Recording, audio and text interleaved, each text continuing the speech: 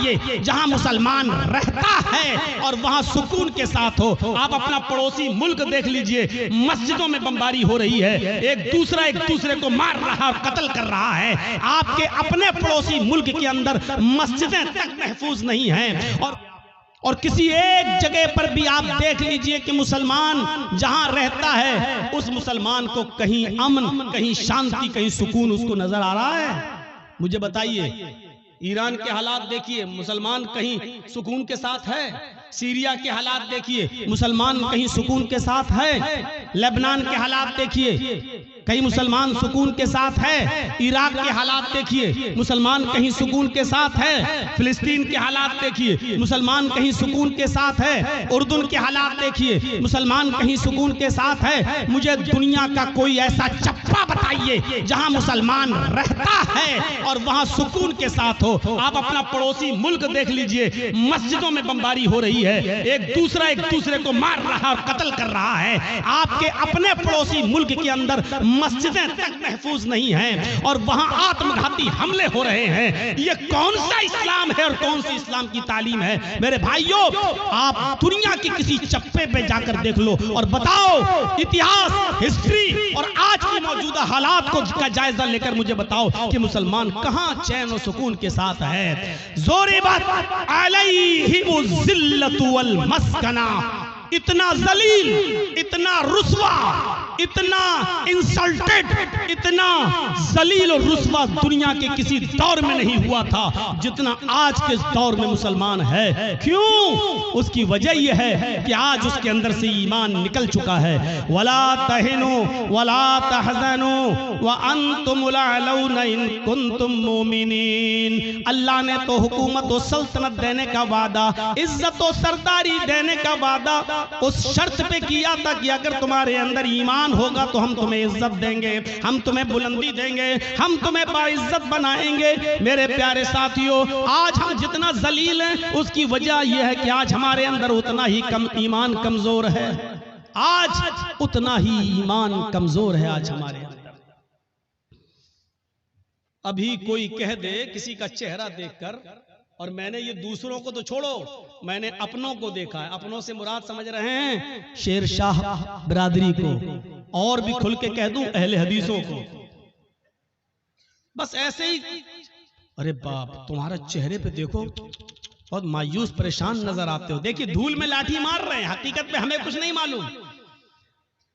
मुझे लगता है कि जरूर तुम्हारा कोई रिश्तेदार तुम्हारे साथ गड़बड़ कर रहा है, जादू टोना का असर लग रहा है तुम्हारे ऊपर। उसके बाद वो बस आपके पीछे हाथ धोकर नहीं, नहा धोकर पड़ जाएगा। है मौलाना साहब, आपको कैसे मालूम? बिल्कुल सही बात है मौलाना साहब, जितना पैसा आता है बचता ही नहीं है। हम कमाते बहुत हैं, एक दिन में 10,000 रुपए कमाते हैं, लेकिन घर आते आते हमारा कभी बेटा बीमार, कभी बीवी बीमार, कभी ये बीमार, कभी वो बीमार, एकदम चला जाता है। मौलाना बरकत नहीं हो रही है। आपने सही पहचाना है। अब मौलाना साहब को मौका मिल गया बकरा हलाल करने का। अब सही है, ये आदमी बस मेरे जाल में फंस गया। एक आदमी तो बाकायदा ऐसा मिला, कहने लगा कि बहुत अच्छी बात आपने कही है, इसका इलाज तो हो जाएगा लेकिन खर्चा बहुत पड़ेगा। उस बेचारे मजबूर आदमी ने कहा कि कितना खर्चा लगेगा मौलाना साहब? कि बहुत ज्यादा नहीं, बस दुनिया में 1,24,000 नबी आए, हर नबी के नाम पर 1 रुपया दे दो, तुम्हारी मुसीबत हल हो जाएगी।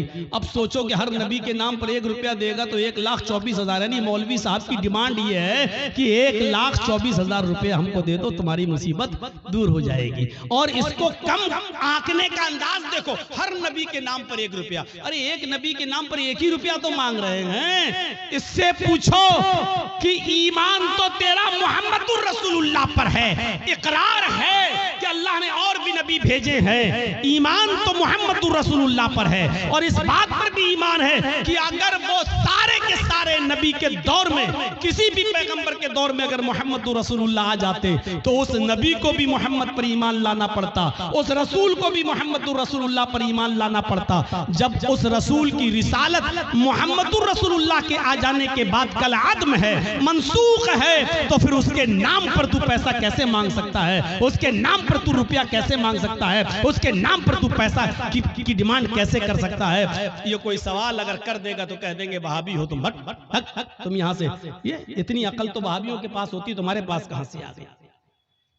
मेरे साथियों, अल्लाह ने कहा या अय्युहल्लज़ीना वलनबलुवन्नकुम बिशैइन मिनल खौफ, हम खौफ डालकर भी तुम्हें आजमाएंगे। ये खौफ नहीं है तो और क्या है। आज के हालात पर जरा नजर डालिए, खौफ डालकर भी हम तुम्हें आजमाएंगे। वलजू, ऐसे हालात पैदा कर देंगे कि तुम भूखे रहने पर मजबूर हो जाओगे। कारोबार फेल, सुबह खा लिया तो शाम को भूखे, शाम को खा लिया तो सुबह भूखे, भूख से तुम तड़पने लगोगे, हम तुम्हें भूखा रखकर भी आजमाएंगे। व नक्स मिनल अम्वाल, तुम्हारे मालों में नुकसान करके भी हम तुम्हें आजमाएंगे। वल अनफुस, तुम्हारी जानें लेकर भी हम तुम्हें आजमाएंगे। देखिए कैसी कैटेगरी बयान की अल्लाह ने, खौफ डालकर भी आजमाएंगे, भूखा मारकर भूखा रखकर भी आजमाएंगे, तुम्हारे मालों में नुकसान पहुंचाकर भी तुम्हें आजमाएंगे, तुम्हारी जानें लेकर भी आजमाएंगे।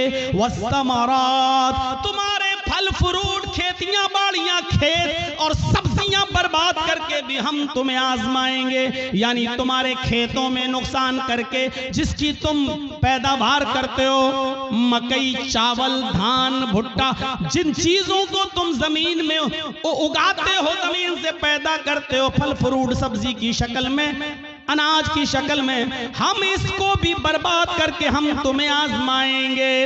इन तमाम शक्लों में हम तुम्हारा एग्जाम लेंगे, हम तुम्हारा इम्तिहान लेंगे।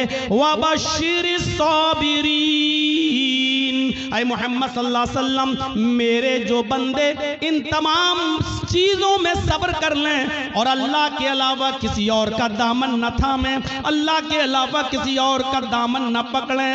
अल्लाह कहता है वबश्शिरिस साबिरीन, ऐसे लोगों को जन्नत की बशारत दे दो, ऐसे लोगों को जन्नत की खुशखबरी सुना दो। इन लोगों के लिए जन्नत है। हम मुसलमान बने फिर रहे हैं, खौफ बर्दाश्त नहीं कर सकते हैं, मालों में नुकसान हो जाए तो अल्लाह को दोष देने लगते, मैंने क्या बिगाड़ा है। काफिरों को मिले हुरो कसूर और मुसलमान को फकत वादे होर। दुनिया में सारी नेमतें बेनमाजियों बेरोजगारों के पास मौजूद हैं और हमें कुछ नहीं मिल रहा है, हम इबादत कर रहे हैं तो और ज्यादा परेशानी। आप अल्लाह से शिकायतें करने लगते हैं। मेरे भाइयों, ये सबसे बड़ी जिहालत है हमारी, ये सबसे बड़ी जिहालत है हमारी।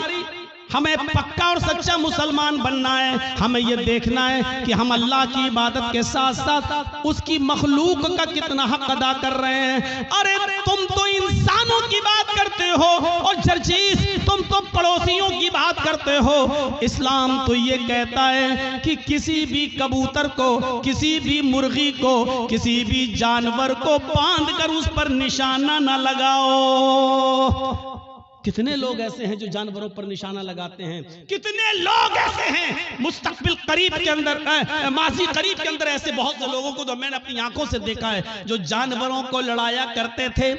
देसी मुर्गे, मुर्ग की लड़ाई हुआ करती थी, उनमें नाखून उनके बड़े बड़े कर दिए जाते थे और मुर्ग आपस में लड़ाते हैं। जब तक वो खून खच्चर न हो जाए और एक मुर्गा जब तक भाग न जाए तब तक हार जीत का फैसला नहीं होता। पता नहीं अब ये होता है कि नहीं होता है। हमारे उत्तर प्रदेश में ये जिहालत आज भी चलती है। मुझे नहीं मालूम कि आपके बिहार और बंगाल में क्या कंडीशन है। मेरे प्यारे साथियों, इस्लाम इस लड़ाई को, जानवरों की और परिंदों की इस लड़ाई को भी हराम करार देता है और मुर्ग को लड़ाकर जख्मी करने वालों को भी मुजरिम करार देता है। मेरे प्यारे साथियों, इस्लाम तो वो प्यारा मजहब है कि एक औरत ने एक बिल्ली को पकड़ लिया और बिल्ली को पकड़ने के बाद बांध दिया और 3 दिन उसको भूखा और प्यासा रखा, यहाँ तक कि वो मर गई। न छोड़ती थी कि वो शिकार करके अपना गिज़ा हासिल कर ले, अपना रिस्क हासिल कर ले, न खुद उसको खाना देती थी। बिल्ली भूखी प्यासी मर गई। वो नमाजी थी। सुनो, हाँ, गौर करो हदीस के अल्फाज पर। वो नमाजी थी, वो रोजेदार थी, वो अल्लाह की इबादत भी किया करती थी, अल्लाह को माना भी करती थी, लेकिन उसने अल्लाह की एक मखलूक बिल्ली को बांध दिया, उसको भूखा रखा और प्यासा रखा, और उस बिल्ली को भूख और प्यास की शिद्दत से मार डाला। लेकिन जब ये औरत मरी तो अल्लाह ताला ने उसकी नमाजों के बदले उसको जन्नत नहीं दी, उसके रोजों के बदले उसको जन्नत नहीं दी, उसकी ज़कात और खैरात के बदले उसको जन्नत नहीं दी। अल्लाह के नबी फरमाते हैं अल्लाह रब्बुल आलमीन ने उस औरत को जहन्नम के अंदर दाखिल कर दिया, इसलिए कि उसने बिल्ली को भूखा और प्यासा रखा था और मार दिया। नमाज पढ़ लेने का नाम इस्लाम नहीं है, रोजा रख लेने का नाम इस्लाम नहीं है। इबादत है, ठीक है, लेकिन इस्लाम यह है कि तुम अल्लाह की मखलूक के साथ भी रहम करो। अल्लाह की मखलूक, अल्लाह की सृष्टि के साथ भी तुम्हें रहम का बर्ताव करना है। ये औरत बिल्ली को बांध के रखी थी, जब मरी बिल्ली तो मर गई भूखी प्यासी, लेकिन नमाज और रोजा रखने के बावजूद जन्नत की मुस्तहिक नहीं हुई। और बुखारी पढ़िए, एक औरत ऐसी भी थी जो बदचलन थी। अब बदचलन का खुलासा नहीं करूंगा, आप समझ जाइए कि बदचलन किसको कहते हैं। बस दूसरे लफ्जों में कह दूं कि वो तवाइफ थी, क्योंकि हदीस में फाहिशा का लफ्ज मौजूद है, यानी जिस्म फरोश थी, पैसा लेती थी और अपना जिस्म बेचती थी, बदचलन थी, जानिया थी, बदकार औरत थी। उसने एक जंगल में एक कुत्ते को देखा जो गीली जमीन के पास बैठकर अपनी जबान से गीली जमीन को चाट रहा है, गोया कि वो प्यासा है और उस गीली जमीन से कुछ पानी लेना चाहता है, लेकिन गीली जमीन से पानी नहीं मिल रहा है। हदीस के अल्फाज हैं, उस औरत को उस कुत्ते पर रहम आ गया, उसने अपना मोजा उतारा। एक रिवायत में आता है उसने अपनी ओढ़नी, अपना दुपट्टा उतारा, उसने उस दुपट्टे को कुएं में डाला। एक हदीस में आता है कि उसने अपना मोजा, चमड़े का मोजा चलता था, वो चमड़े का मोजा उतारा, अपनी ओढ़नी में बांधा और उस ओढ़नी को चमड़े के मोजे के साथ जब कुएं में डाला तो कुएं का पानी उस मोजे में, उस चमड़े के सॉक्स में आ गया। पूरा मोजा उसने पानी से भर लिया और वो कुत्ते के पास आई और उसने पानी उस कुत्ते के मुंह के पास उलट दिया। कुत्ते ने अपनी जबान से चाट चाट कर वो पानी पी लिया। उस वक्त तक वो उसको पानी पिलाती रही जब तक कि वो कुत्ता प्यास की शिद्दत से उसकी प्यास बुझ नहीं गई, वो सैराब न हो गया और अपने आप दुम हिलाकर जाने लगा। गौर करो आए मुसलमानों, ये औरत बदचलन थी, ये औरत जानिया थी, ये औरत जिस्म फरोश थी, इसने नमाजें न पढ़ी थी, रोजा नहीं रखा था, लेकिन एक कुत्ते को पानी पिलाया। वो रहमान और रहीम की रहमत ऐसी जोश में आई, उस रब्बुल आलमीन की रहमत ऐसी जोश में आई कि जब ये औरत मरी तो अल्लाह को उसकी ये नेकी पसंद आई और अल्लाह ने उस औरत को जन्नत के अंदर दाखिल कर दिया। इस्लाम ये बताता है कि अल्लाह अपना हक माफ कर सकता है, लेकिन मखलूक का हक मारोगे तो अल्लाह माफ नहीं करेगा। नमाजों में सुस्ती होगी, अल्लाह माफ कर सकता है, रोजे में सुस्ती होगी, अल्लाह माफ कर सकता है, लेकिन अगर आपने किसी का हक मारा है तो अल्लाह माफ नहीं करेगा जब तक कि आपका वो भाई आपको माफ न कर दे। कितने लोग बैठे हैं यहाँ पर, कितने यतीमों का हक मारे बैठे होंगे, कितना अपने भाइयों का हक मारे बैठे होंगे, और इन सब के हक नहीं भी मारे होंगे तो अपनी बेटियों का और अपनी बहनों का हक तो मारे ही होंगे। कितने लोग हैं जो ये कह के जाते हैं कि मेरे मरने के बाद मेरे बेटों के साथ साथ मेरी बेटी को भी हमारी विरासत में से कुरान और हदीस के मुताबिक हिस्सा दे देना।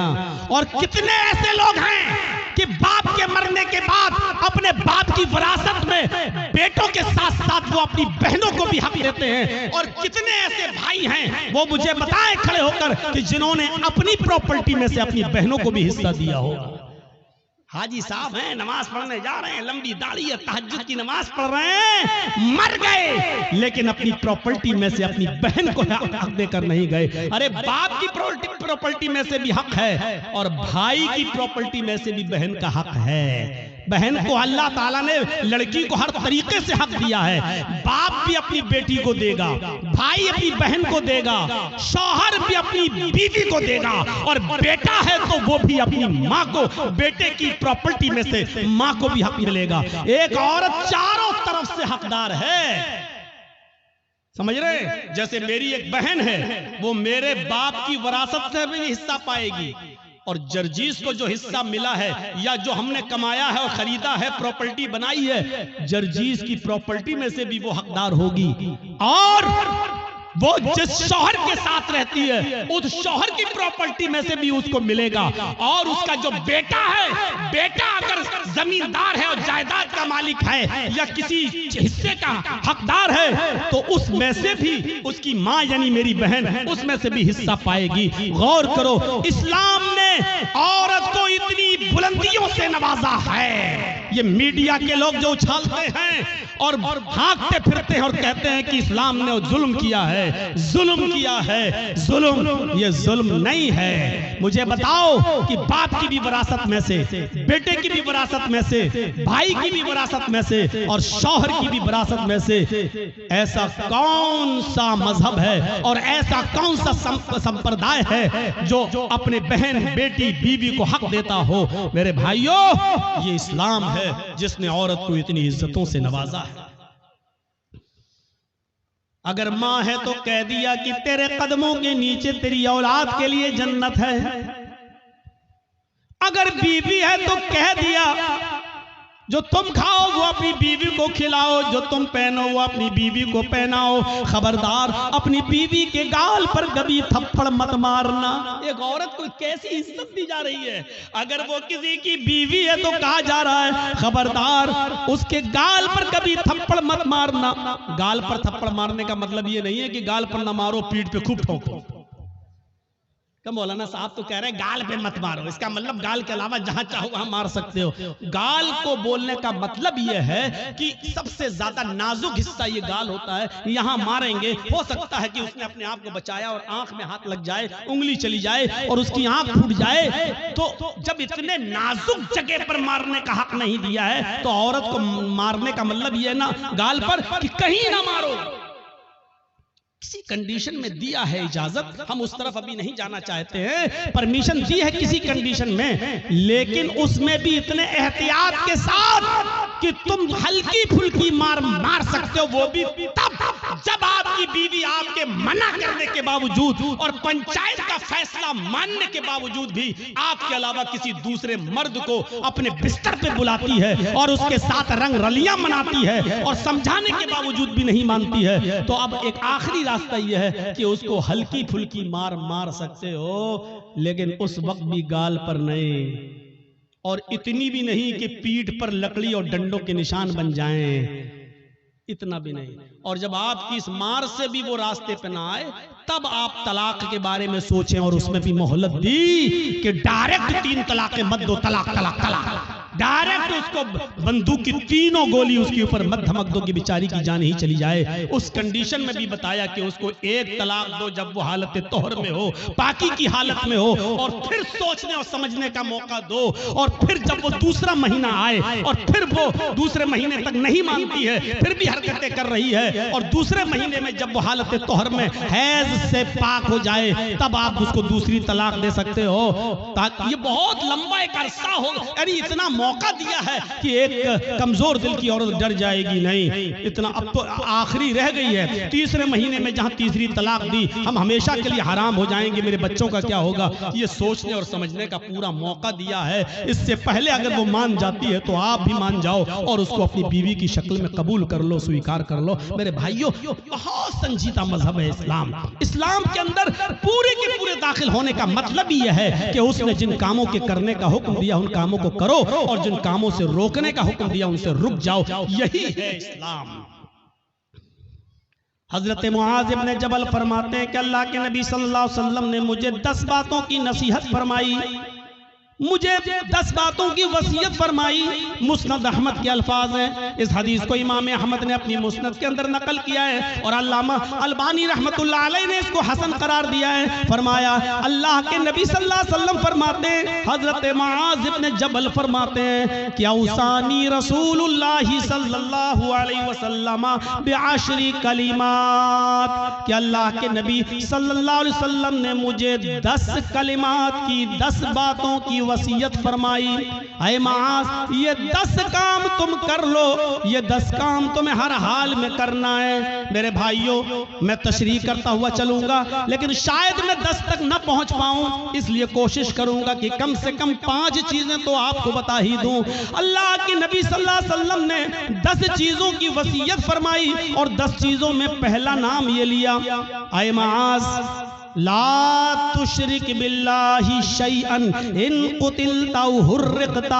ऐ मुआज़, तुम कभी किसी भी हाल में अल्लाह के साथ शिर्क मत करना, अल्लाह के साथ किसी को शरीक मत ठहराना, अल्लाह के साथ कभी किसी भी हाल में किसी को शरीक मत करना। इन कुतिलता औ हुर्रिकता, अगरचे तुम्हें कत्ल कर दिया जाए या तुम्हें आग में जला दिया जाए। अरे भाई 1 घंटा हो गया बोलते हुए, अब तो बैठ जाओ सही से, लगता है स्प्रिंग लगा हुआ है आपके। कुतिलता, अगरचे कत्ल कर दिया जाए। शिर्क बड़ी अजीब चीज है। शिर्क अरबी में शिर्क है, और इसी को अगर हिंदी में कहें तो बहु ईश पूजा, बहुदेववादियत, बहुत सी देवी और देवताओं पे आस्था रखना, बहु ईश पूजा, एक ईश्वर को छोड़कर बहुत से खुदा बना लेना, इसी को शिर्क कहा जाता है। मजबूरी की कंडीशन में, मजबूरी की कंडीशन में इस्लाम कुफ्र की इजाजत तो देता है। एक याद रखिएगा मसला, आपकी जान जा रही हो, लोग पिस्टल लेकर खड़े हों, आप जंगल में अकेले हो, आपके दुश्मन आपको कत्ल करना चाहते हैं और आपसे कुफ्र कराना चाह रहे हैं और कह रहे हैं कि ये कुफ्र कर वरना तेरी जान ले लूंगा, तो अपनी जान बचाने के लिए कुफ्र की इजाजत तो है। मतलब अगर वो ये कहें कि अल्लाह को मानते हो क्या, हाँ, अल्लाह का इनकार कर, बंदूक ले कंपट्टी पर रख दे, अल्लाह का इनकार कर, आप जानते हैं ये लोग शूट कर देंगे, मार देंगे, बड़े जिद्दी लोग हैं, तो अल्लाह का इनकार करने से अगर जान बच रही है तो बचा लो। मैंने अपनी स्पीड थोड़ी कम कर दी समझाने के लिए। समझिए पहले, कुफ्र किसको कहते हैं और शिर्क किसको कहते हैं। कुफ्र भी हराम है, शिर्क भी हराम है, लेकिन कंडीशन देखिए क्या है। इस्लाम के अंदर सूअर का गोश्त भी हराम है, लेकिन अगर जान जा रही है आपकी, जान जा रही है आपकी और हलाल चीज कोई नहीं मिल रही है, तो जान बचाना भी फर्ज है। अगर आपको सूअर का गोश्त मिल रहा है खाने के लिए, तो इस्लाम परमिशन देता है कि अगर सूअर का गोश्त खाकर जान बच रही है तो जान बचा लो, लेकिन पेट भर के नहीं खाना है, सिर्फ उतना ही खाना है जितने में खाकर तुम्हारी जान बच सकती हो। ये कंडीशन, जान बचाना फर्ज है। लेकिन कहीं फर्ज होने के बावजूद इस्लाम कैटेगरी देखिए, मजबूरी है और जान जाने वाली है, कुफ्र से करने से तो जान बच रही है। अल्लाह के नबी फरमाते हैं कि कुफ्र से जान बच रही है तो बचा लो, लेकिन दिल से अल्लाह का इनकार मत करना। उनके मुंह पे कह देना हाँ हाँ हाँ नहीं, मैं अल्लाह को मानता ही नहीं हूं, मैं अल्लाह को मानता, सिर्फ जबान से कहना, दिल में अकीदा नहीं होना चाहिए। और जब वो छोड़ दे तुम्हें तो घर पे आओगे, अल्लाह तू तो मेरे दिल का हाल जानता ही है, मैंने मजबूरी में कह दिया था, अय अल्लाह मैं दिल से तुझे मानता हूं और तेरा इकरार करता हूं, अशहदु अल्ला इलाहा इल्लल्लाह व अशहदु अन्ना मुहम्मदन अब्दुहु व रसूलुहु। आपका इस्लाम कोई फर्क नहीं पड़ेगा, क्योंकि आपने जान बचाने के लिए अल्लाह का इनकार किया। अल्लाह का इनकार करने से जान बच रही है तो बचा लो, लेकिन यहाँ कंडीशन क्या है, ला तुशरिक बिल्लाहि शैअन इन कुतिलता हुर्रिकता। यहां इस्लाम, अल्लाह के नबी क्या कह रहे हैं, अगर तुझे कत्ल भी कर दिया जाए और तुझे जला दिया जाए, आग में डाल दिया जाए, ये काम करा लेना, लेकिन शिर्क मत करना अल्लाह के साथ। अल्लाह के साथ शिर्क मत करना। मौलाना जर्जीस मर गए, जर्जीस की कब्र बन गई, जर्जीस का मजार बन गया। बेटा बेटी अल्लाह से मांगो, आय अल्लाह 10 सालें हो गई, बेटा नहीं हुआ, बेटी नहीं हुई, अल्लाह मुझे नेक बेटा दे, मुझे नेक बेटी दे। ठीक है, अब आप जर्जीस के पास कब्र पे चले जाओ, मजार पे, और कहो बहुत अच्छे आदमी थे, आय अल्लाह तू डायरेक्ट मेरी नहीं सुनता है, इनके वसीले से हम दुआ कर रहे हैं, जर्जीस साहब तुम मेरी दुआ लेके अल्लाह के पास चले जाओ, जर्जीस साहब मुझे अल्लाह से बेटा बेटी दिलवा दो। यही शिर्क है। मैंने कह दिया जो कहना था। समझदारों के लिए इशारा काफी है, कोई जरूरी है किसी का नाम लिया जाए? जब बगैर नाम लिए बात बन रही हो तो नाम नहीं लेना चाहिए। मेरे भाइयों, मैंने अपना नाम ले लिया और क्लियर कर दिया, यह शिर्क है कि अल्लाह को छोड़कर किसी और को पुकारा जाए, किसी और से मांगा जाए। इज़ा सअल्ता फस्अलिल्लाह, सवाल करो तो अल्लाह से, व इज़ा इस्तअनता फस्तईन बिल्लाह, और जब मदद तलब करो तो अल्लाह से। मेरे भाइयों, कोई कंपट्टी पर बंदूक रखकर ये कहे कि मैं इस पूरी कौम का सरदार हूं, मुझे सजदा कर, मेरे सामने झुक, मेरे सामने सजदा कर, या मेरे सरदार को सजदा करो, ये मेरे सरदार हैं, तो अल्लाह का इनकार करके जान बच रही है तो बचा लो। लेकिन अगर किसी को सजदा करके जान बच रही है तो यहां इस्लाम आपको जान बचाने की इजाजत नहीं देता, सजदा करने की इजाजत नहीं देता। यहां कहा है अल्लाह के रसूल ने, आए माज शिर्क मत करना, अल्लाह का इनकार करके जान बच रही है तो बचा लेना, लेकिन अगर अल्लाह के अलावा किसी गैर को सजदा करना पड़े तो किसी गैर के सामने सर झुकाकर अपनी जान मत बचाना। अगर वो तुम्हें मारना चाहे तो मार दें, कुतिलता कत्ल करना चाहे तो कत्ल कर दें, हुर्रिता जलाकर आग में डालकर तुम्हें कोयला बनाना चाहे तो बना दें, राख करना चाहे तो कर दें, ये अपने जिस्म को दुनिया में करा लेना, लेकिन किसी गैर के सामने सजदा मत करना। अब आप समझ गए कितनी इंपॉर्टेंट बात है। अब हर मुसलमान गौर करे कितना परसेंट मुसलमान है। पहले तो ये गौर करे कि वो मुसलमान है या नहीं, फिर ये गौर करे है तो कितना परसेंट, कितना परसेंट वो मुसलमान है। मुझे तो नहीं लगता कि कोई आदमी 10% भी कह सके कि मैं 10% भी मुसलमान हूं। आगे आने वाले वाकयात अभी हम चल रहे हैं आपकी तरफ। मेरे भाइयों, अकल भी नहीं मानती इस बात को। आप बताइए, आप यहां रहते हो भुलकी में, और आपकी बीवी भुलकी में रहती है, और आप मेहनत करने दिल्ली गए, और दिल्ली में कोई आदमी मेहनत कर रहा है, यहां से आया बेचारा और वो घूमने आया, आप ही के गांव का है भुलकी का। अब आपने दिल्ली में एक साड़ी खरीदी 5000 की, 10,000 रुपए की खूबसूरत साड़ी खरीदी, और खूबसूरत साड़ी उसके हाथ में देकर कहा कि भाई तुम तो भुलकी जा रहे हो ना, उत्तर दिनाजपुर मेरे गांव में जा रहे हो ना, ऐसा करो कि ये साड़ी मेरी बीवी को दे देना। शौहर ने मेहनत की, मजदूरी की, अच्छा कमाया, और उसके बाद एक साड़ी खरीद कर अपने दोस्त को दी और कहा कि मेरे गांव में जाना और मेरी बीवी को दे देना। दोस्त घर पे आया, दरवाजे को दस्तक दी, बीवी ने दरवाजा खोला, आइए बैठिए, क्या हुआ?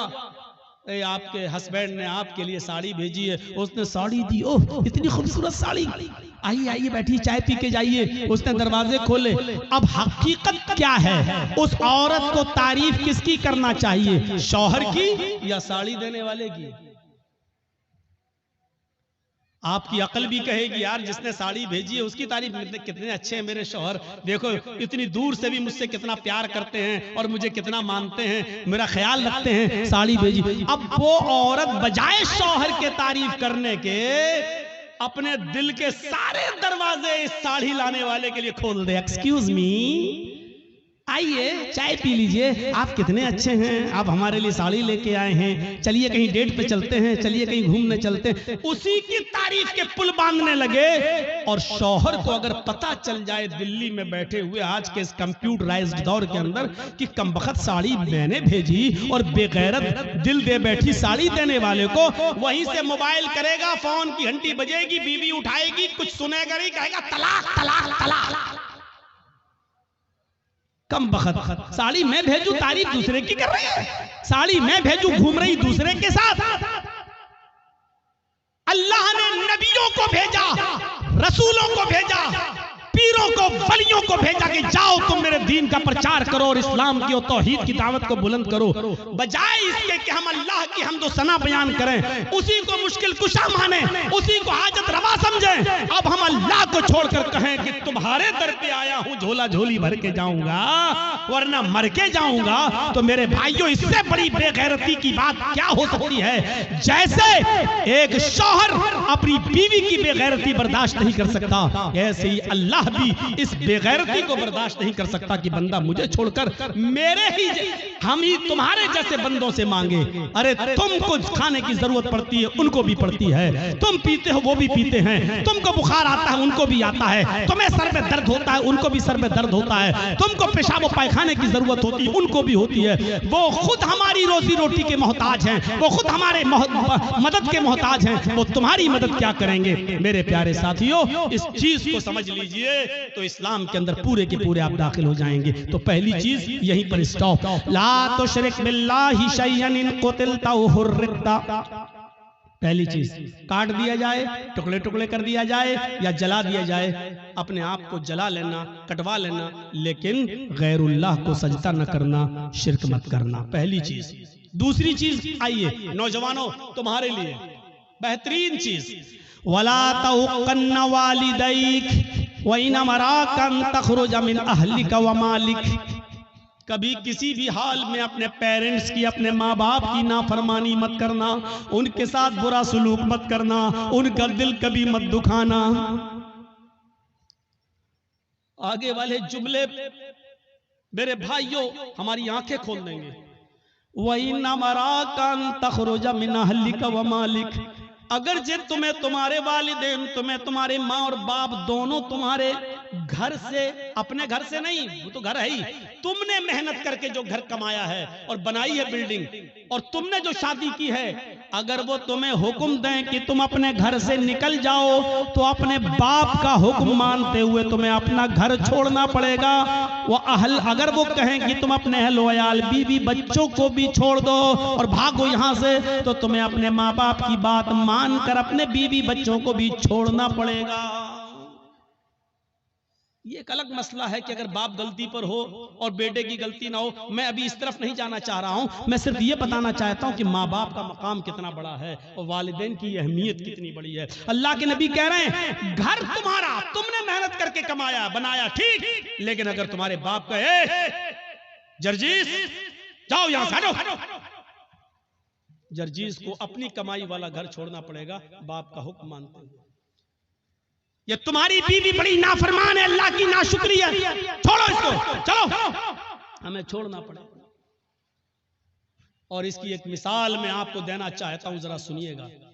हजरत इब्राहिम अलैहिस्सलातु वस्सलाम अपने बेटे इस्माईल अलैहिस्सलातु वस्सलाम से मुल्क शाम में मिलने के लिए गए।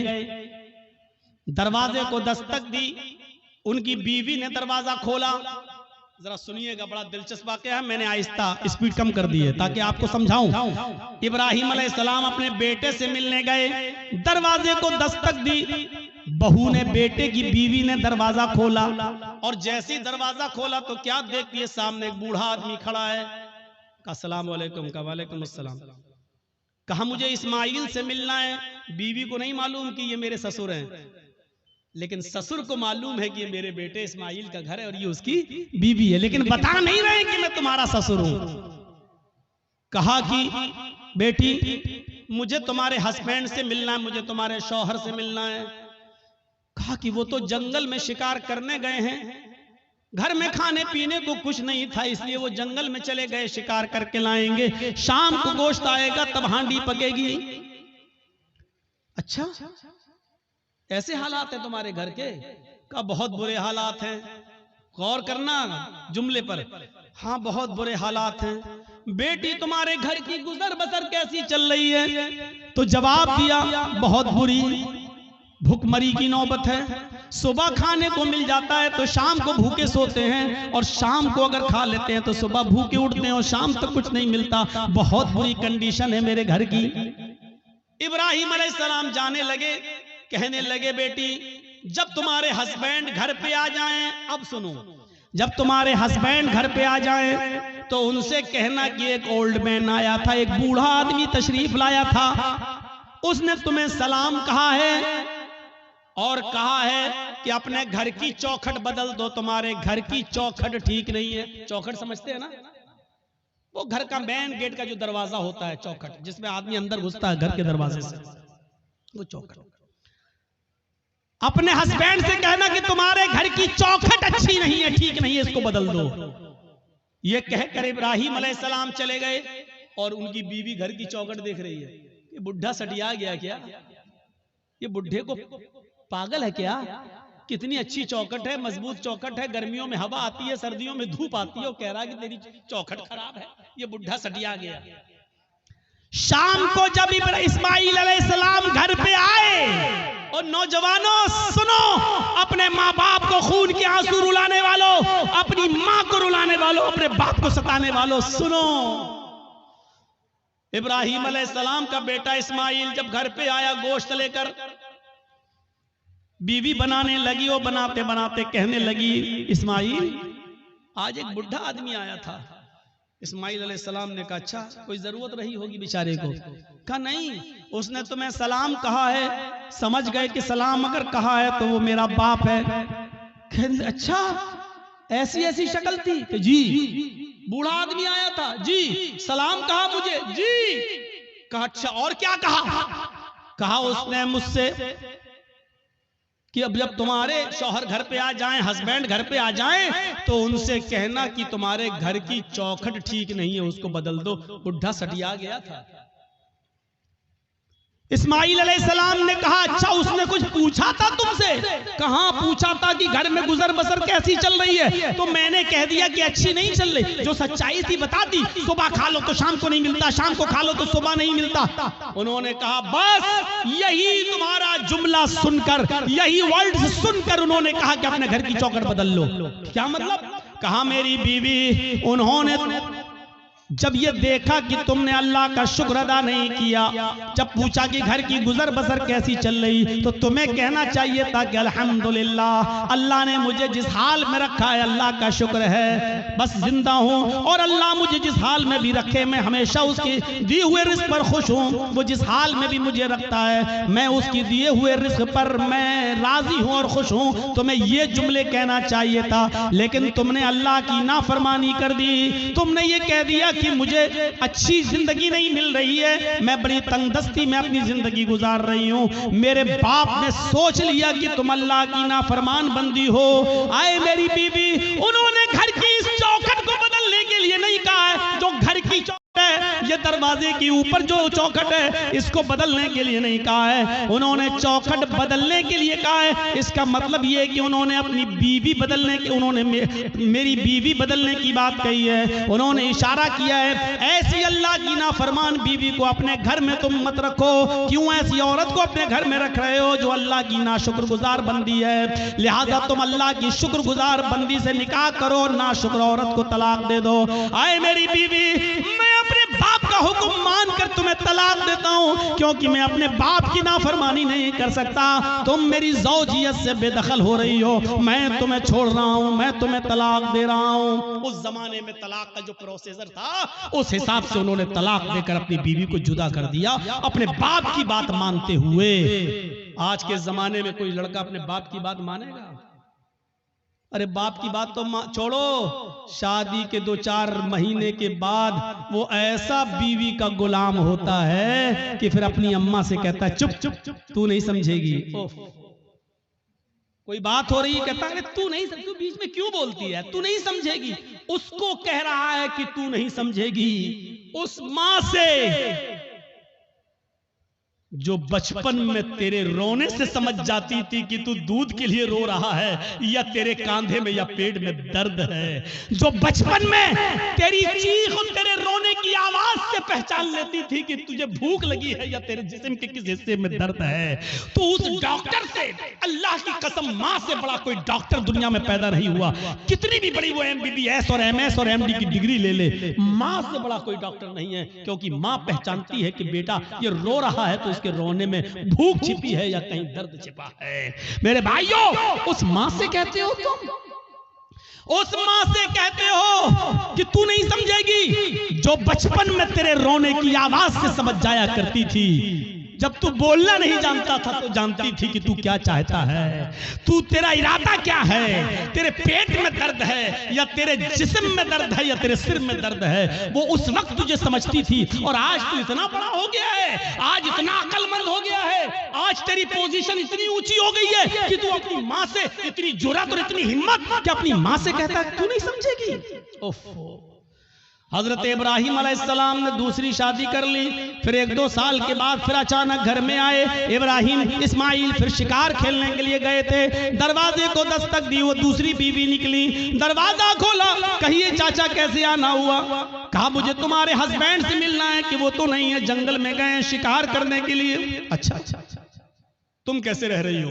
अल्हम्दुलिल्लाह, गुजर बसर कैसी चल रही है? अल्लाह का शुक्र है, अल्लाह ने जिस हाल में भी रखा है हर हाल में अल्लाह की तारीफ है। फरमाया मेरी बेटी, जब तुम्हारे शौहर घर पे आ जाएं तो उनसे कहना कि एक बूढ़ा आदमी आया था, उन्होंने सलाम कहा है और चलते चलते उसने ये नसीहत की है कि अपने घर की चौखट को बरकरार रखना, इसको बदलने की जरूरत नहीं है। घर की चौखट ठीक है, ये औरत भी कहती है बुढ़ा सटिया गया, बदलने की तो कोई बात ही नहीं हो रही।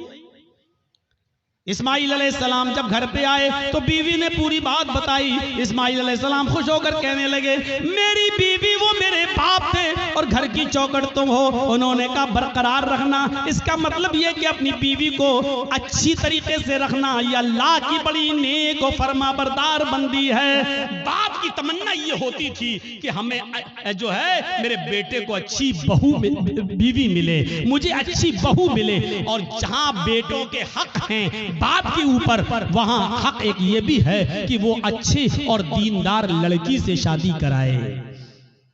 आज किन से शादियां करा रहे हो अपनी बेटियों की? माँ बाप। पहली बात तो माँ बाप को बेचारों को तो अब देखने का मौका ही नहीं मिलता है। अब तो लड़के और लड़कियां खुद ही सेट कर लेते हैं। अब तो माँ बाप बेचारे उनकी बात मान लेते हैं, अगर नहीं मानेंगे तो ये लड़की मेरी बेटी मेरी नाक कटा के रख देगी और मुझे बदनाम कर देगी, इसलिए जहां चाह रही है वहां कर दो बस।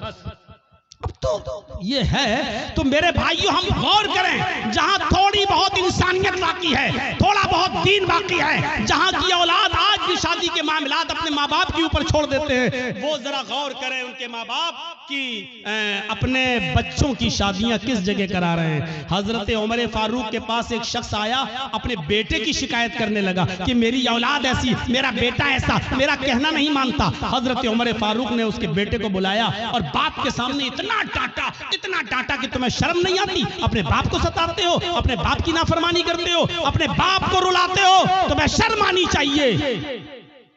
बहुत कोई डांटने के बाद बेटे ने कहा कि अमीरुल मोमिनीन हो गई बात? कहा मैंने तुम्हें समझा दिया है कि आपने बेटे का हक तो बता दिया बेटों के, ये बाप के साथ ये करें ठीक है, लेकिन बाप के ऊपर भी बेटे का कुछ हक है कि नहीं? हजरत उमर ने कहा हाँ है। जब वो पैदा हो तो उसको अच्छी तरबियत दे, 7वें दिन उसका अकीका करे और अच्छा नाम रखे, और जब बेटा बड़ा हो जाए तो उसकी दीनदार अच्छे घराने में, नेक घराने में उसकी शादी करा दे।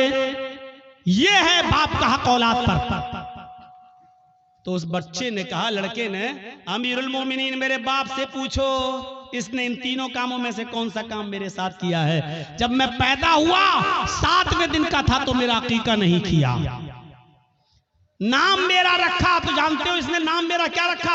अरबी में ऐसा लफ्ज बताया जिसका उर्दू में तर्जमा होता खटमल। इसने मेरा नाम रखा खटमल। और तीसरा, जब मैं बड़ा हुआ तो शादी करा दी एक मजूसी लड़की के साथ, एक अनपढ़ जाहिल गवार जो जानती नहीं है कि शौहर का हक क्या है, इसने एक नाफरमान औरत के साथ मेरी शादी करा दी। तीनों काम इसने नहीं किए। फिर हजरत उमर फारूक ने बाप को डांटा, कहा बेटे की शिकायत करते हो, अपनी गलती नहीं बताते हो कि तुम्हारी गलती क्या है? तुमने जब अपनी औलाद का हक अदा नहीं किया तो अब भुगतो, देखो, और अब ये सारे जुल्म और ज्यादती सहो, अब तो तुम्हें सहना पड़ेगा। मेरे भाइयों, एक सहाबी रसूल हैं, अपनी माँ को खाने काबा का तवाफ करा रहे हैं, उनकी माँ पैरों से लंगड़ी है। अल्लाह महेशवी ने अपनी किताब मजमऊज़ ज़वाइद के अंदर इस वाक़े को नकल किया है, जरा गौर से सुनिएगा। उनकी माँ आंखों से अंधी है, पैरों से लंगड़ी है, बूढ़ी है। कहने लगी बेटा मुझे खाने काबा का तवाफ करा दे, मेरे बेटे मुझे उम्रा करा दे, मेरे बेटे मैं तवाफ करना चाहती हूँ। उसके बेटे ने अपनी माँ को पकड़ा और खाने काबा तक ले गया, सवारी का इंतजाम किया और ले गया। और खाने काबा पहुंचने के बाद वो चूंकि पैरों से लंगड़ी थी, आंखों से अंधी थी, इसलिए वो चल नहीं सकती थी। इसलिए बेटे ने उसको अपनी पीठ के ऊपर लाद लिया। इस जमाने में व्हील चेयर चलती हैं, उस जमाने में व्हील चेयर भी नहीं थी। उसने अपने कांधे पर, अपनी पीठ पर अपनी माँ को लाद लिया। उसने 1 चक्कर पूरा किया, 2 चक्कर पूरे किए, 3 चक्कर पूरे किए, 4 चक्कर, 5 चक्कर, और 5वें चक्कर को पूरा करने के बाद जब 6ठा चक्कर लगाने लगा तो उसकी मुठभेड़ हो गई। वो टकरा गया हजरत उमर फारूक रज़ी अल्लाह ताला अन्हु से, अपनी पीठ पर अपनी माँ को लादे हुए, और अपनी माँ अपने हजरत उमर से टकरा गया। हजरत उमर ने कहा ठीक ठीक ठीक चलिए, सलाम हुआ, सलाम वालेकुम, वालेकुम अस्सलाम। जब उसने 6 चक्कर, 7 चक्कर पूरे कर लिए तो हजरत उमर के फारूक के पास आया। हजरत उमर ने कहा माशाअल्लाह, अपनी माँ की बड़ी खिदमत कर रहे हो तुम। इस बूढ़ी माँ को तुमने तवाफ कराया अपनी पीठ पर लाद कर। ये हंसते हुए कहने लगा अमीरुल मोमिनीन, मेरी माँ आंखों से अंधी है, इसलिए बर्तन में खुद धुल देता हूँ। मेरी बीवी नहीं है, मेरी माँ इसी कपड़ों में लैट्रिन और पेशाब कर लेती है, इसलिए कि वो लंगड़ी है, वो चल नहीं पाती है, और जब मैं घर पे नहीं होता हूँ तो इसी में वो गंदगी कर लेती है। अमीरुल मोमिनीन, मैं अपनी माँ का पेशाब और पैखाना भी साफ करता हूँ, अपने माँ के कपड़े भी धुलता हूँ, और आज मेरी माँ ने कहा कि मुझे तवाफ करा दे तो मैं उसको यहाँ तक ले आया, और मैंने अपनी पीठ पर लाद कर अपनी माँ को तवाफ भी करा दिया। ऐ अमीरुल मोमिनीन, क्या मैंने अब भी अपनी माँ का हक अदा नहीं किया? क्या मेरी जिम्मेदारी पूरी हो गई? क्या मैंने अपनी माँ का हक अदा किया या नहीं? हजरत उमर फारूक की आंखों में आंसू आ गए और रोते हुए कहने लगे चलो यार, जाओ अपने घर और अल्लाह की इबादत में अपनी जिंदगी गुजारो। उसने पीछा करते हुए कहा अमीरुल मोमिनीन, मैंने मसला पूछा है, आपको जवाब देना होगा। फरमाया क्या पूछते हो? कहा ये बताओ, मैं पेशाब साफ करूं, पैखाना साफ करूं, अपने माँ के कपड़े धुलूं, अपने हाथ से खाना बनाऊं, अपने हाथ से माँ को खाना खिलाऊं, अपनी पीठ पर लाद कर मैं खाने काबा का तवाफ कराऊं, परिक्रमा कराऊं, क्या इसके बाद भी मैंने अपनी माँ का हक अदा किया या नहीं किया? हजरत उमर कहते सुन, जब तुझे तेरी माँ जन रही थी, जब तुझे तेरी माँ पैदा कर रही थी, जब अपने पेट से तुझे बाहर कर रही थी, उसको जो दर्द हो रहा था, जो लीवर पेन हो रहा था, उसको जो दर्द हो रहा था, तुझे जनते वक्त, तुझे पैदा करते वक्त, और उस दर्द में जो उसने पहली आह निकाली, जो उसने दर्द में पहली आवाज निकाली, आह, उसने अपनी जबान से जो पहला जुमला अदा किया, आह, जो उसने आह की आवाज निकाली, आए मेरे दोस्त, अभी तो तूने अपनी माँ की पहली आह का भी हक अदा नहीं किया, तू उसकी पूरे जीवन का और पूरी लाइफ का और पूरी जिंदगी का हक अदा क्या करेगा? अभी तो तूने उसकी पहली चीख का भी हक अदा नहीं किया, उसकी जिंदगी के हक के बारे में पूछता है, क्या हो गया? अभी तो एक आह का भी हक अदा नहीं हुआ। ये है माँ का मकाम, ये है माँ का मर्तबा, ये है माँ का दर्जा। अगर आप नमाज पढ़ते हैं लेकिन आपकी माँ आपसे खुश नहीं है तो बेकार है आपकी नमाज। आप रोजा रखते हैं, आपकी माँ आपसे नाराज है तो बेकार है आपके रोजे। आप कितनी भी इबादतें कर लें, कितनी भी अल्लाह की पूजा पाठ कर लें, कितनी भी कुरान की तिलावत कर लें, लेकिन आपके माँ और बाप आपसे नाराज है तो आपकी इबादतें आपके मुंह पे मारी जाए। इबादत बिशर्त के साथ होती है। डॉक्टर दवा देता है तो परहेज भी बताता है। अल्लाह ने कहा है नमाज पढ़ो तो ये भी कहा है कि इसके साथ साथ ये भी करो। मेरे भाइयों, रमजान का महीना आ रहा है, रोजा रखने से पहले सोच लेना कि तुम्हारे माँ बाप तो तुमसे नाराज नहीं है। नमाजें पढ़ते हो तो सोच लेना सर्दियों में दिसंबर और जनवरी की सख्त सर्दी में उठकर ठंडे पानी से वुजू बनाकर तहज्जुद पढ़ते हो और माँ बाप नाराज है तो सोच लेना कि तुम्हारी ये रात की इबादत अल्लाह कबूल करेगा या नहीं करेगा। इन चीजों पर जरा गौर करना। दो चीजें हो गई, तीसरी चीज पर आई है। हर एक चीज ऐसी है कि जिस पर 2-2 घंटे बोला जा सकता है, लेकिन मैं मुख्तसर करते हुए आगे चल रहा हूं। तीसरी चीज पर गौर कीजिए। वला ततरुकन्न सलातन मक्तूबतन मुतअम्मिदन फ़इन्न मन तरक सलातन मक्तूबतन मुतअम्मिदन फ़क़द बरिअत मिन्हु ज़िम्मतुल्लाह। कभी भी किसी भी हाल में फर्ज नमाज मत छोड़ना, किसी भी हालत में फर्ज नमाज मत छोड़ना। अगर फर्ज नमाज छोड़ दी तो अल्लाह की जिम्मेदारी हट जाएगी, अल्लाह की जिम्मेदारी से निकल जाओगे, अल्लाह की कोई गारंटी नहीं तुम्हारी जिंदगी। ओफो, क्या जबरदस्त पॉइंट। किसी भी हाल में फर्ज नमाज मत छोड़ना। बाप बीमार है, मस्जिद में अजान हो रही है, अब अजान होगी, उसके 15 मिनट के बाद जमात होगी। बाप मेरा सीरियस है, जल्दी से फोन करो, एम्बुलेंस बुलाओ, या जब तक गाड़ी निकल रही है तब तक वुजू बनाओ और अपने घर में फर्ज ही फर्ज पढ़ लो, 4 रकात ज़ोहर, और जल्दी से अपने बाप को लेकर पहुंचो हॉस्पिटल के अंदर। यहाँ सुन्नतें छोड़ दो। क्यों? क्योंकि इस वक्त बाप की हालत दूसरी है, लेकिन फर्ज नमाज तुम्हें इधर भी नहीं छोड़ना है, लिहाजा जल्दी से वुजू बनाओ। अब मस्जिद में मत जाओ, मस्जिद में जाओगे 15 मिनट इंतजार करोगे, फिर इमाम साहब पता नहीं कितनी लंबी नमाज पढ़ाएं। जल्दी से वुजू बनाओ घर पे और 4 रकात ज़ोहर की पढ़ो और छोटी छोटी सूरतें पढ़ लो, इन्ना अतैना कल कौसर, कुल हुवल्लाहु अहद अल्लाहु समद, और जल्दी से सलाम फेरो और अपने बाप को, अपने बेटे को, अपनी बीवी को लेके हॉस्पिटल पहुंचो। हॉस्पिटल में भर्ती कर लो, आईसीयू में भर्ती हो गई है, ठीक है, उधर भी जल्दी से वुजू बनाओ, असर की नमाज पढ़ लो। और अगर देख रहे हो कि बाप ज्यादा सीरियस, माँ ज्यादा सीरियस, तो जल्दी से 4 ज़ोहर पढ़ लो, 4 उसी के साथ असर पढ़ लो और जल्दी से लेके चलो, क्योंकि इस वक्त आपकी कंडीशन दूसरी है, बेटे की कंडीशन दूसरी है मेरे भाइयों। लेकिन नमाज आपको इस कंडीशन में भी पढ़नी है, छोड़नी नहीं है। हालत तंदुरुस्ती में और अच्छी खासी हालत में छोड़ देने वालों, इस्लाम के अंदर पूरे के पूरे दाखिल हो। कहते हो मौलाना साहब रोजी नहीं आ रही, रोजी आएगी कैसे? रोजी की दुआ तो अल्लाह ने नमाज में बताई है। जब एक सजदा करके उठते हो और दूसरे सजदे में जाते हो तो सजदे, दोनों सजदों के दरमियान बैठकर जो दुआ पढ़ते हो मेरे भाइयों, सबसे अफजल और सबसे अच्छी दुआ तो मुस्लिम शरीफ की हदीस की ये है, रब्बिग़फिरली रब्बिग़फिरली, अल्लाह मेरी मग़फ़िरत फरमा, अल्लाह मेरी मग़फ़िरत फरमा। लेकिन मेरे भाइयों, अबू दाऊद और सुनन नसई की दीगर दूसरी रिवायतों में ये दुआ भी आई है कि बैनस सजदतैन, सजदों के दरमियान जो दुआ पढ़ी जाती है वो है अल्लाहुम्मा ग़फ़िरली वरहमनी वहदिनी वआफ़िनी वरज़ुक़नी। देखिए सजदे में जो दुआ पढ़ी जा रही है उसमें आप रिज़्क़ भी मांग रहे हैं, अल्लाहुम्मा ग़फ़िरली वरहमनी वहदिनी वआफ़िनी वरज़ुक़नी, अल्लाह मुझे रिज़्क़ हलाल दे। आपने ज़ोहर की 10 रकातें पढ़ी, 10 बार आपने कहा वरज़ुक़नी। आपने फजर की 4 रकातें पढ़ी, 2 सुन्नत 2 फर्ज, आपने 4 मरतबा कहा वरज़ुक़नी, अल्लाह मुझे रिज़्क़ हलाल दे। आपने असर की, अगर मस्जिद में पहले पहुंच गए तो 4 सुन्नत और 4 असर फर्ज पढ़ ली तो 8 रकातें पढ़ी, 8 मरतबा आपने कहा वरज़ुक़नी। मगरिब में 5 मरतबा आपने कहा वरज़ुक़नी।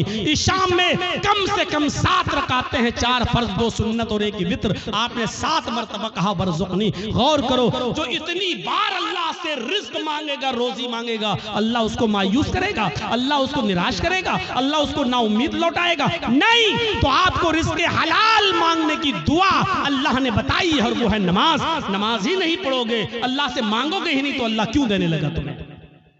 और देगा भी तो ऐसे ही देगा। 5000 कमाया, घर पे आए, बेटा बीमार, डॉक्टर ने कह दिया आईसीयू में रखा जाएगा, खर्च करो 50,000। कमाया 10,000, घुस गया 50,000। क्यों? अल्लाह ने कहा वमन आरज़ा नु ज़िक्री फ़इन्न लहू मईशतन ज़नका, तुम मेरे जिक्र से एराज करोगे हम तुम्हारी रोजी को तंग कर देंगे। जिक्र से एराज करना। आज एक दिल चाहता कि तुमको एक कीमती बात बता दूं, सुनिए। एराज करना किसे कहते हैं? यहां पर बहुत से लोग ऐसे होंगे जो नमाज छोड़ते हैं, नमाज नहीं पढ़ते हैं, या जुमे पढ़ते हैं, 8 दिन मस्जिद में नहीं आते हैं, 7 दिन गायब। उनके बारे में तो मैं कुछ कह ही नहीं सकता, वो जाने, उनका रब जाने, उनको क्या अजाब होगा क्या नहीं, वो अल्लाह जाने, उनका रब जाने और आप जाने। मैं उनकी बात कर रहा हूं यहां पर जो नमाज तो पढ़ते हैं लेकिन टाइम पे टाइम, नमाज तो पढ़ते हैं लेकिन टाल मटोल कर। अजान हो रही है, 5 कस्टमर रह गए हैं, इनको निपटा दूं तब जाऊंगा। जल्दी जल्दी आपने उनको सौदा दी दुकान से, जब तक बंद करके जा रहे हैं पता चला जमात हो चुकी है। हम डॉक्टर हैं, हमारे पास मरीज आया हुआ है बुखार का और जुकाम की दवा लेने के लिए, और अजान की आवाज आ गई। हमने सोचा 2 मरीजों को दवा दे दूं, उसके बाद जा रहा हूं। जब तक 2 मरीजों को हम दवा दे रहे हैं और जब तक हम मस्जिद में नमाज पढ़ने जा रहे हैं जमात हो गई। ये है नमाज से एराज। पढ़ तो रहे हैं आप लेकिन जमात को आपने तर्क कर दिया और जमात छोड़ दी। ये है नमाज से एराज। अल्लाह ने कहा वमन अअरज़ अन ज़िक्री, जो मेरे जिक्र से जो नमाज से एराज करेगा, रूगर्दानी करेगा, हम उसकी रोजी को फ़इन्न लहू मईशतन ज़ंका, उसकी रोजी तंग कर दी जाएगी। बंद नहीं कहा अल्लाह ने, ये नहीं कहा रोजी बंद कर देंगे, तंग कर देंगे। तंग का मतलब या तो बहुत मुश्किल से उसको रोजी रोटी मिलेगी या बहुत आसानी से मिलेगी लेकिन रुकेगी नहीं उसके पास। आज कितने लोग हैं ऐसे, मौलाना साहब बहुत कमाता हूं लेकिन बरकत नहीं हो रही है। मौलाना साहब 1 लाख रुपया महीना कमाता हूं लेकिन रुकता नहीं है। कभी इसको कैंसर, कभी उसको टीबी, कभी इसको बीमारी, बीमारियों ने घेर लिया, लगता है कोई जादू टोना कर रहा है। अरे अल्लाह के बंदे एराज को समझ ले। एराज किसको कहते हैं? वमन अअरज़ अन ज़िक्री, जो मेरे जिक्र से नमाज से एराज करेगा। बच्चा रो रहा है, माँ टीवी पे सीरियल देख रही, रिमोट उसके हाथ में, सास भी कभी बहू थी, बीवी माँ उस बच्चे की माँ देख रही, सास भी कभी बहू थी, नाटक, चिप्स खाती जा रही, चाय पीती जा रही है, नाटक देखती जा रही, ड्रामा। इधर बच्चा रो रहा है, माँ जानती है कि बच्चा दूध की वजह से रो रहा है लेकिन सोच रही है नहीं 10 मिनट का ड्रामा रह गया, 10 मिनट और देख लूं। बच्चा रो रहा है लेकिन सीरियल देखने में लगी हुई है। क्या कहा जाएगा? माँ ने बच्चे से एराज किया। जब सीरियल खत्म हो गया माँ ने बच्चे को उठाया और दूध पिलाया। देखिए दूध पिला रही है लेकिन फिर भी उसने अपने बच्चे से एराज किया, रूगर्दानी की अपने बच्चे के साथ। इसको कहा जाता एराज करना। आदमी नमाज तो पढ़ रहा है लेकिन मरीजों को पूरा देखने के बाद आ रहा जमात खत्म हो गई। नमाज तो पढ़ रहा है लेकिन दुकान के सारे कस्टमर को निपटा के आ रहा है, जमात खत्म हो गई। इसको कहा जाता है एराज करना। माँ दूध तो पिला रही है लेकिन सीरियल देखने के बाद आदमी नमाज तो पढ़ रहा है लेकिन अपनी दुकानदारी पूरी करने के बाद, तो आपने अल्लाह के लिए छोड़ा क्या है? आपने अल्लाह के लिए छोड़ा क्या है? कुर्बानी क्या दी है? कुर्बानी तो ये थी, आवाज आई हय्या अलस सलाह और सामने वाला 10,000 रुपए का कस्टमर है, आप कह दो कि जा पहले मैं नमाज पढ़ने जा रहा हूँ, अगर नमाज नहीं पढ़ूंगा मैं नमाज के बाद ही तुम्हें दूंगा, जाओ नमाज पढ़ लो उसके बाद आना। हय्या अलस सलाह की आवाज सुनते ही मस्जिद की तरफ चले जाओ। वो कहने लगा कि मैं 10,000 रुपए का सामान लेने आया। आपने कहा 10,000 रुपए की परवाह नहीं है, रज़्ज़ाक़ वो है, रोजी रोटी देने वाला वो है, रोजी रोटी देने वाली तेरी जात नहीं अल्लाह की जात है। आपने 10,000 के कस्टमर को ठुकरा दिया और आप मस्जिद में नमाज पढ़ने चले गए। ये है नमाज। ला तत्रुकन्न सलातन मक्तूबतन मुताम्मिदन, कभी भी किसी भी हाल में कसदन और जानबूझकर तुम फर्ज नमाज को तर्क मत करना। जो फर्ज नमाज को जानबूझकर तर्क कर देता है, फर्ज नमाज को जानबूझकर छोड़ देता है, अल्लाह की जिम्मेदारी उसकी ऊपर से उड़ जाती है। अपने आप पर गौर करो कि कितने % मुसलमान हो, इस्लाम में दाखिल हो या नहीं, ऐसा करते हो या नहीं। अब तो बड़ा मुश्किल हो जाएगा। अक्सर लोग हमारे भाई यहाँ बैटरी वाला रिक्शा चलाते हैं बेचारे, अब पैसेंजर को लेके जा रहे हैं रिक्शे पे, अजान की आवाज आई हय्या अलस सलाह, उसको वहीं रिक्शा रोकना पड़ेगा, फौरन मस्जिद में भागना पड़ेगा। मौलाना साहब क्या करें? हाँ सुन लो, उलमा की मौजूदगी में फतवा आपके सामने दे रहा हूं और ये फतवा मेरा नहीं, अब्दुल्ला इब्ने बास का फतवा है, शेख सालेह अल उसैमीन का फतवा है। और फतवा ये है कि हर वो नौकरी, हर वो बिजनेस, हर वो कारोबार, हराम है इस्लाम के अंदर। जिस कारोबार की वजह से और जिस बिजनेस की वजह से आपकी नमाज छूट रही हो, इस्लाम में उस कारोबार को हुर्मत हराम करार दिया गया है। ऐसे कारोबार को इस्लाम ने हराम करार दिया है जिस कारोबार की वजह से आपकी नमाज तर्क हो रही है। नमाज ही नहीं तो फिर मुसलमान किस बात का, नमाज ही नहीं तो फिर इस्लाम का मानने वाला किस बात का। तो मेरे प्यारे साथियों, हम बहुत बेबाक हैं अपने अंदाज में। मैंने कह दिया, हर वो बिजनेस, हर वो कारोबार, हर वो नौकरी, चाहे वो बैंक की नौकरी हो, चाहे वो सरकारी जॉब हो या प्राइवेट जॉब हो, मौलाना साहब मेरा मालिक बहुत बदमाश है, हमें नमाज पढ़ने की इजाजत नहीं देता है, छोड़ दो। रज़्ज़ाक़ अल्लाह ताला है, वो प्राइवेट कंपनी का मालिक रोजी देने वाला नहीं है। अल्लाह एक दरवाजा बंद करता है तो 100 दरवाजे खोलता है। मेरे भाइयों, इस अकीदे के साथ नमाज पढ़िए और इस तौहीद के साथ नमाज पढ़िए। और चौथी चीज और बताऊंगा मेरे भाइयों, 10 चीजों पे हम नहीं चल पाएंगे। चौथी और आखिरी चीज मैं इसलिए बताऊंगा क्योंकि आज हमारी नौजवान नस्ल इसकी तरफ भाग रही है, इसलिए ये भी सुन लो, वला तशरबन खमरन फइन्नहु रअसु कुल्लि फाहिशतिन। और आए मास, कभी किसी भी कंडीशन में शराब मत पीना, इसलिए कि शराब हर बुराई की जड़ है।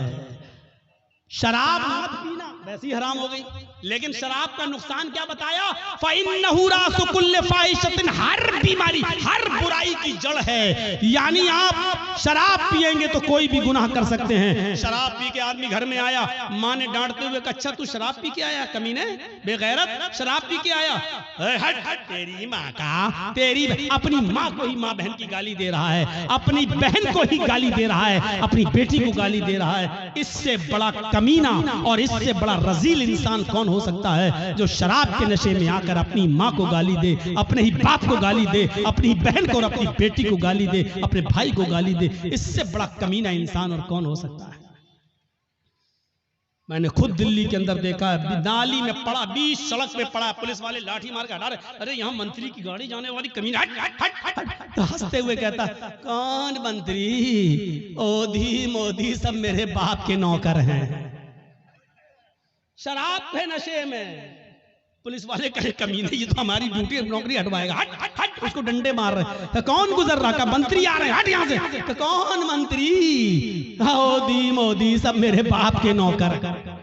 शराबी की नजर में कोई किसी की हैसियत नहीं होती, बड़ी से बड़ी शख्सियत भी उसके सामने जीरो होती है। क्यों? क्योंकि उसने जो चीज पी है उसने उसकी अकल को खराब कर दिया, उसकी अकल को ढांप लिया, इसलिए उसकी नजर में बड़ी से बड़ी शख्सियत भी कुछ नहीं होती है। जब शराब हराम नहीं हुई थी, जब शराब हराम नहीं हुई थी तो नबी के चचा हजरत हमजा ने शराब पी ली थी, और एक गाना गाने वाली के गाने के जोश में आकर उसने कहा, अला या हमजा लिशुर्फिन नवा, आए हमजा तू तो मोटी ऊंटनियों के लिए है। हजरत अली की ऊंटनी वहीं पर चर रही थी, चारा घास खा रही थी। हजरत हमजा को जोश में चढ़ा दिया कि ये ऊंटनी का कलेजा हमें मिल जाए तो कितना अच्छा।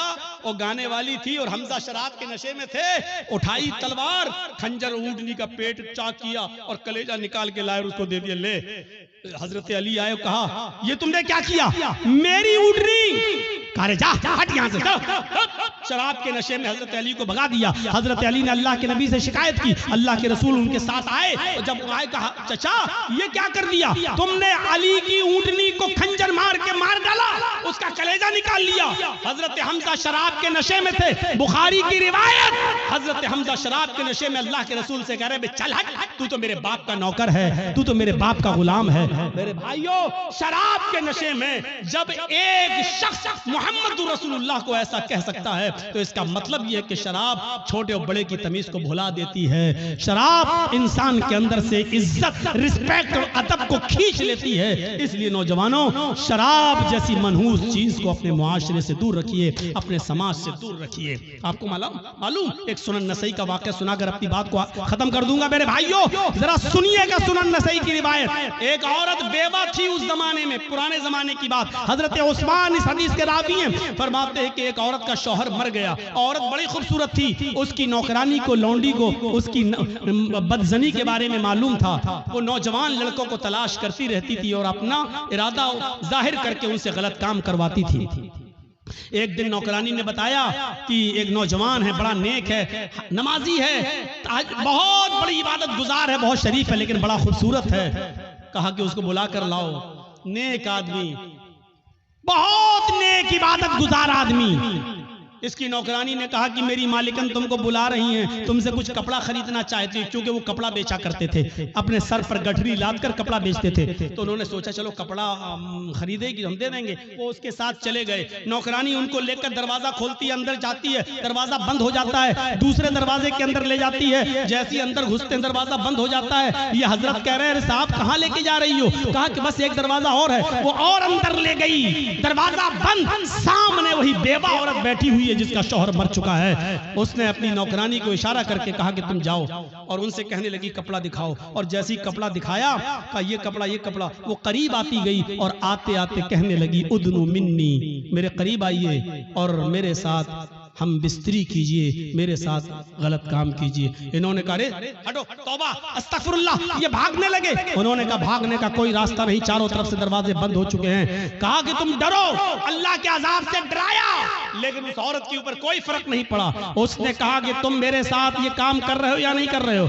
कहा कि नहीं करूंगा। कहा इधर अंदर आओ। उसे एक और दरवाजे के अंदर ले गई। क्या देखती है कि एक लकड़ी की टेबल रखी हुई है। उस लकड़ी की टेबल पर एक खूबसूरत छोटा बच्चा, जिसकी उम्र 5-6 साल रही होगी, खूबसूरत बच्चा बैठा हुआ है। और उसी टेबल पर एक शराब की बोतल रखी हुई है। वहीं पर जाकर ये औरत बैठ गई। इसने कहा कि देखो तुम बड़े नेक हो, शरीफ इंसान हो, मेरे चीखने की देर है, मेरे चिल्लाने की देर है, चारों तरफ से तुम घेर लिए जाओगे और मैं सिर्फ इतना बोलूंगी कि इस आदमी ने मेरी इज्जत को छलनी छलनी कर दिया। बस तुम्हारा हाल क्या होगा? तुम्हारी शराफत नीलाम हो जाएगी और लोग कहेंगे अच्छा दिन में इबादत और हाल ये है, अल्लाह की इबादत भी करते हो और औरतों के साथ ये गलत काम भी। तुम्हारी इज्जत का जनाजा निकल जाएगा, अर्थी निकल जाएगी। चलो 3 ऑप्शन देती हूं मैं तुम्हें, इन तीनों में से कोई एक काम तुम्हें करना पड़ेगा, इसके बगैर मैं नहीं छोड़ूंगी। सुनन नसई की रिवायत, अल्लाह हजरत उस्मान फरमाते हैं कि अल्लाह के नबी ने फरमाया कि उस औरत ने 3 ऑप्शन दिए। पहला ऑप्शन, आए हजरत जी मेरे साथ जिना करो, आओ मैं तैयार हूं तुम्हारे साथ गलत काम करने के लिए। कहा नहीं। दूसरा ऑप्शन बताओ। कहा दूसरा ऑप्शन ये है कि इस बच्चे को कत्ल करो, ये छुरी रखी हुई है, इसको मारो। कहा नहीं, ये भी नहीं कर सकता। तो कहा फिर शराब पियो, ये पूरी बोतल जो रखी हुई है इसको पी लो और जाओ, मैं तुम्हें जाने दूंगी। 3 काम में से कोई एक काम तुम्हें करना है। इन्होंने नजर आसमान पे डाली, का अल्लाह जिना करना भी हराम, कत्ल करना उससे बड़ा गुनाह, सबसे बड़ा गुनाह कत्ल। इस बच्चे ने मेरा क्या बिगाड़ा जो इसको मैं मारूं? कत्ल नहीं कर सकता। उससे छोटा गुनाह यह है कि औरत मुझे बुरे काम के लिए उकसा रही है कि बुरा काम कर लो, मैं ये भी नहीं कर सकता।